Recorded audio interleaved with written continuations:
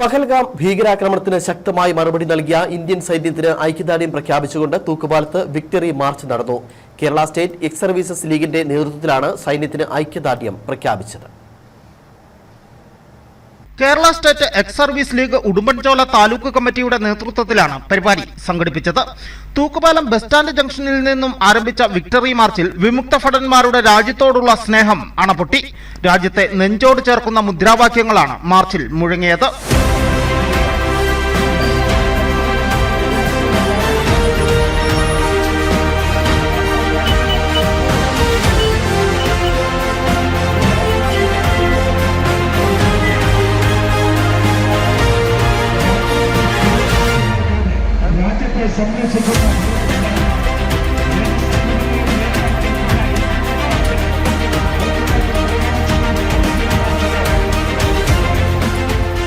പാലം ജംഗ്ഷനിൽ സമാപിച്ച മാർച്ചിൽ പാകിസ്ഥാനെതിരെ തിരിച്ചടി നൽകേണ്ടതിന്റെ ആവശ്യകതയെക്കുറിച്ച് മുൻ സൈനികർ വിശദീകരിച്ചു.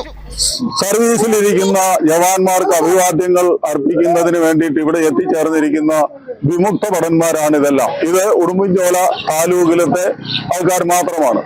ഇങ്ങനെ വന്ന് ഒത്തുചേരാനുണ്ടായ കാരണം എന്താണെന്ന് സാധാരണഗതിയിൽ നാട്ടുകാർക്ക് പോലും വ്യക്തമല്ലെന്നുള്ളതാണ് മറ്റൊരു വാസ്തവം. കാരണം ഒരു 4 പേര് മാത്രം അവിടെ വന്ന് എന്ത് സംസാരിക്കണം, എന്ത് പ്രവർത്തിക്കണം എന്ന് യാതൊരു ധാരണയില്ലാതെ അല്ല വന്നിരിക്കുന്നത്.